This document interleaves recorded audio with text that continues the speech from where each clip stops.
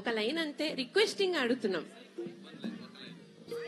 ఒక లైన్ అంటే నేను ఒక లైన్ పడితే మీరు ఒక లైన్, అది అది.